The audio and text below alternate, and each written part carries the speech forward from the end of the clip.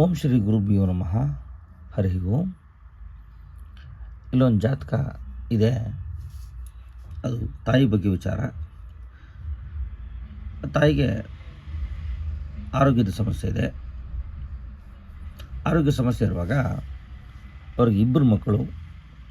ಆ ಇಬ್ಬರು ಮಕ್ಕಳ ಜಾತಕದಿಂದ ತಾಯಿಗೆ ಕಂಟಕ ಅನ್ನೋದು ಗೊತ್ತಾಗತ್ತೆ ಅನ್ನೋದು ಪ್ರಶ್ನೆ.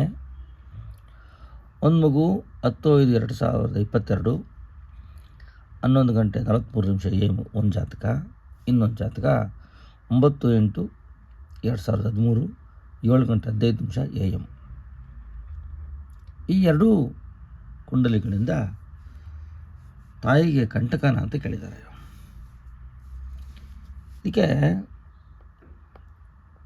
RG ರಾವ್ ಸಿಸ್ಟಮ್ ಮತ್ತು ಇದಕ್ಕೆ ನಾಡಿ ಶಾಸ್ತ್ರ ಅಂತ ಹೆಸರು. ನಾಡಿ RG ರಾವ್ ನಾಡಿಯಲ್ಲಿ ನೋಡ್ತಕ್ಕಂಥ ಸಿಸ್ಟಮ್ ಇದು. ಹಾಗಿದ್ರೆ ಈ RG ರಾವ್ ನಾಡಿ ಸಿಸ್ಟಮಲ್ಲಿ ತಾಯಿ ಕಂಟಕ ಹೇಗೆ ನೋಡೋಣ. ನೋಡಿ, ತಾಯಿ ಅಂದರೆ ಚಂದ್ರ. ಎರಡು ಮಕ್ಕಳ ಜಾತಕದಲ್ಲೂ ತಾಯಿ ಅಂದರೆ ಚಂದ್ರ ತೋರಿಸುತ್ತೆ. ಹೀಗಿರುವಾಗ ತಾಯಿ ಕಂಟಕ ನೋಡೋದು ಹೇಗೆ ಅಂದರೆ, ನಡಿಶಾಸ್ತ್ರದಲ್ಲಿ ಚಂದ್ರ ತಾಯಿ, ರಾಹುವನ್ನು ಮೃತ್ಯುವಿನ ಬಾಯಿ ಅಂತ ಕರೀತಾರೆ, ಮಂಗಳನನ್ನು ಅಪಘಾತ, ಕಂಟಕ ಮತ್ತು ಯಮ ಅಂತ ಕರೀತಾರೆ. ಯಮ ಅಂದರೆ ಮಂಗಳ, ಮೃತ್ಯು ಅಂದರೆ ರಾಹು. ಇಲ್ಲಿ ಪೂರ್ವದಲ್ಲಿರ್ತಕ್ಕಂಥ ರಾಹು,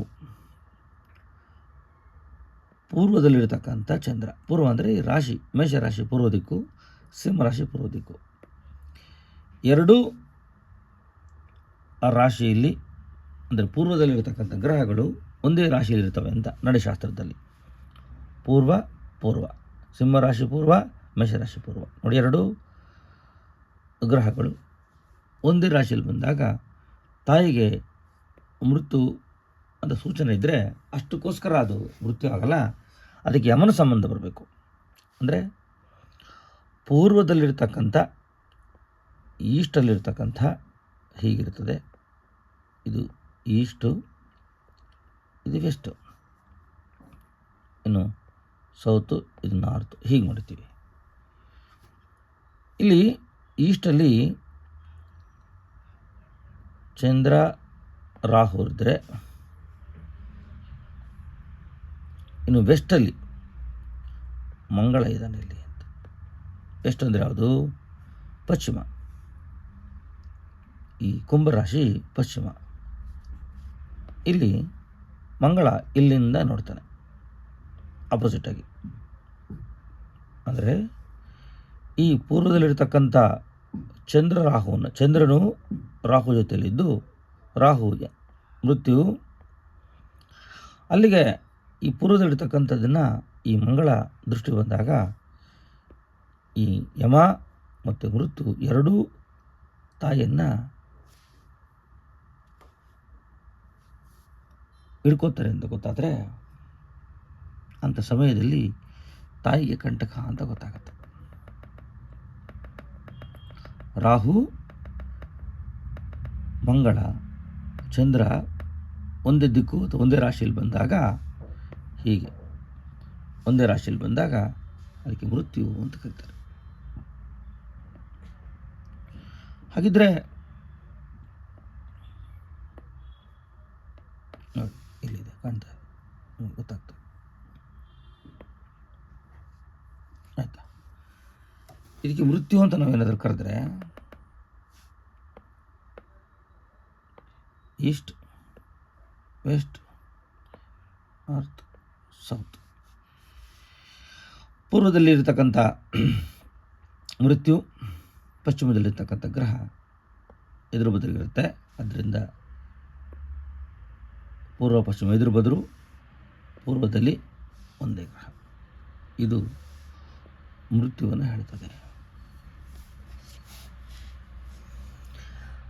ಆದರೆ ಹೀಗಿದ್ದ ಮಾತ್ರಕ್ಕೆ ತಾಯಿ ಕಂಟಕ ಬಂದ್ಬಿಡುತ್ತಾ? ತಾಯಿಗೇನಾದರೂ ತೊಂದರೆ ಇದೆಯಾ ಅಂದರೆ ಇಲ್ಲ, ಅದು ಕ್ಯಾನ್ಸಲೇಷನ್ ಆಗುತ್ತೆ. ಹೇಗೆ ಕ್ಯಾನ್ಸಲೇಷನ್ ಆಗುತ್ತೆ ಅಂದರೆ, ಇಲ್ಲಿ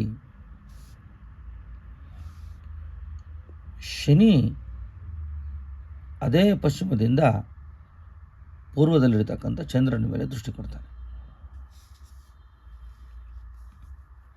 ಅಂದರೆ ಶನಿ ಅಂದರೆ ಆಯುಷ್ಕಾರಕ, ಶಿವನಂಶ, ಆಯುಷ್ಕಾರಕ ಶನಿ. ಈ ಶನಿ ದೃಷ್ಟಿ ಏನಾದರೂ ಬಂದಾಗ ಈ ಮೃತ್ಯು ಮತ್ತು ಯಮನ ದವಡೆಯಿಂದ ಶನಿ ತಪ್ಪಿಸ್ತಾನೆ ಅಂತ ಭಕ್ತ ಮಾರ್ಕಂಡೇಯನ ಜಾತಕ ಹಾಗೆ ಇರೋದು. ಅವನು ಸಾವಿನ ದವಡೆ ಇದ್ದರೂ ಕೂಡ ಆ ಶನಿ ದೃಷ್ಟಿ ಬಂದಾಗ ಎಸ್ಕೇಪ್ ಆಗ್ತಾನೆ. ಹಾಗಾಗಿ ಈ ತಾಯಿಗೆ ಚಂದ್ರನಿಂದ ಮಂಗಳಿನಿಂದ ಮೃತ್ಯು ಬಂದರೂ ಕೂಡ, ರಾಹುವಿಂದ ಮಂಗಳನಿಂದ ಮೃತ್ಯು ಬಂದರೂ ಕೂಡ ಈ ಶನಿ ದೃಷ್ಟಿಯಿಂದ ಅವನು ಎಸ್ಕೇಪ್ ಆಗ್ತಾನೆ, ಕಾಪಾಡ್ತಾನೆ ಅನ್ನೋದು ಈ ಜಾತಕದಲ್ಲಿ ಗೊತ್ತಾಗ್ತಾ ಇದೆ. ಅಂದರೆ ತಾಯಿ ಕಂಟಕ ಕ್ಯಾನ್ಸಲ್.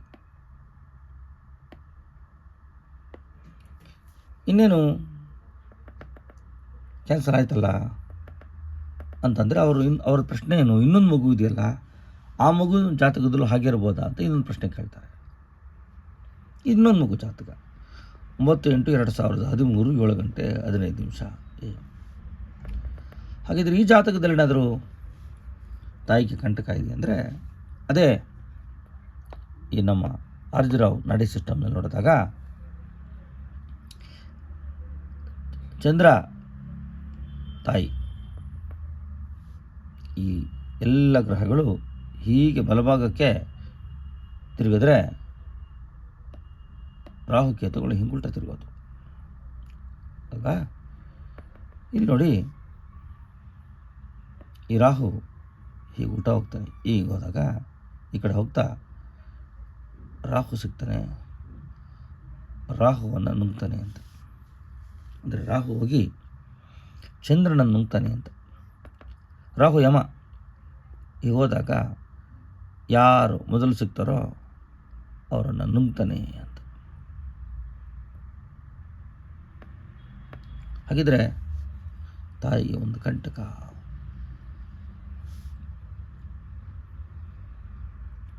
ಮತ್ತು ಬರೀ ರಾಹು ಬಂದರೆ ಮಾತ್ರ ಕಂಟಕ ಆಗ್ತದ ಅಂದರೆ ಇಲ್ಲ. ರಾಹುಗೆ ಯಮನ ಸಂಬಂಧ ಬರಬೇಕಲ್ಲ, ಚಂದ್ರನಿಗೆ ಯಮ ಸಂಬಂಧ ಬರಬೇಕಲ್ಲ. ನೋಡಿ, ಇದು ಪೂರ್ವ ದಿಕ್ಕು. ಪೂರ್ವದಲ್ಲಿ ಚಂದ್ರ ಇದ್ದಾನೆ. ಇನ್ನು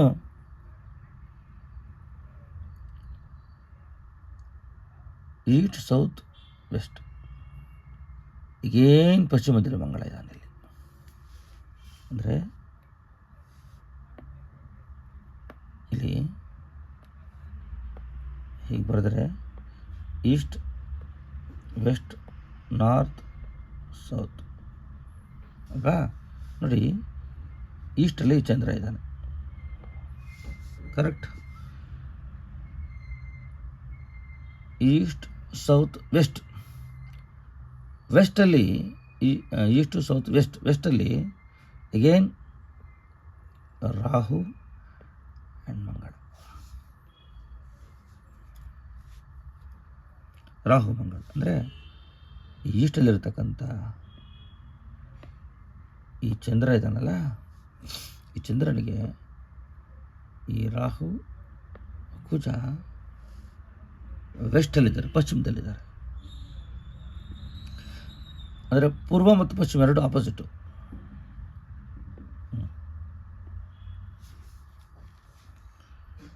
ಅರ್ಥ ಆಗ್ತಾ ಇರ್ಬೋದು.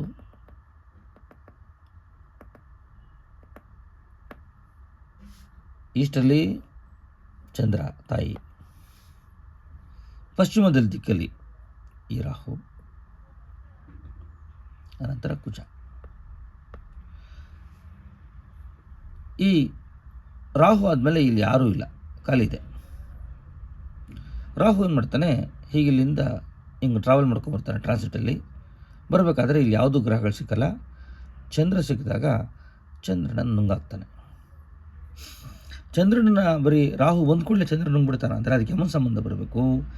ಕುಜ ಈ ಕಡೆ ಟ್ರಾನ್ಸಿಟ್ ಮಾಡಿದ್ರು, ಕುಜ ಈ ಕಡೆ, ರಾಹು ಈ ಕಡೆ ಹೋಗಿ ಕುಜ ಈ ಕಡೆ ಬಂದರೂ ಕೂಡ ಆ ಕುಜನ ನೇರವಾದ ದೃಷ್ಟಿ ಚಂದ್ರನ ಮೇಲಿರುತ್ತೆ.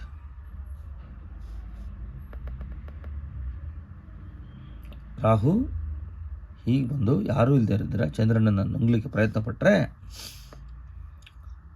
ಈ ಕುಜ ಯಾವಾಗ ಇಲ್ಲಿ ಚಂದ್ರ ರಾಹು ಸಂಬಂಧ ಬರುತ್ತೋ ಇಲ್ಲಿಂದ ಕುಜ ನೇರವಾಗಿ ದೃಷ್ಟಿಸ್ತಾನೆ, ಸಂಬಂಧ ಬರುತ್ತೆ. ಅಂದರೆ ಎರಡೂ ಜಾತಕದಲ್ಲಿ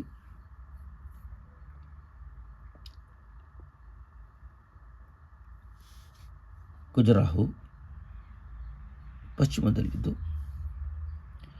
ಪೂರ್ವದಲ್ಲಿ ಚಂದ್ರನಿದ್ದಾಗ, ಪಶ್ಚಿಮದಲ್ಲಿದ್ದಾಗ ರಾಹು ಈಗ ಹೋಗಿ ಚಂದ್ರನ ನುಂಗ್ತಾನೆ ಅಂತ. ಹಾಗಾಗಿ ಈ ಜಾತಕದಲ್ಲೂ ಕೂಡ ಕಂಟಕ ಇದೆ ತಾಯಿಗೆ. ಈ ಜಾತಕದಲ್ಲಿ ಏನಾದ್ರು ಕ್ಯಾನ್ಸಲೇಷನ್ ಆಯ್ತಲ್ಲ ಶನಿ ದೃಷ್ಟಿಯಿಂದ, ಈ ಜಾತಕದಲ್ಲಿ ಏನಾದರೂ ಕ್ಯಾನ್ಸಲೇಷನ್ ಇದೆಯಾ ಅಂದರೆ, ಅಗೇನ್ ಶನಿಯು ಪಶ್ಚಿಮದಲ್ಲಿದ್ದಾನೆ,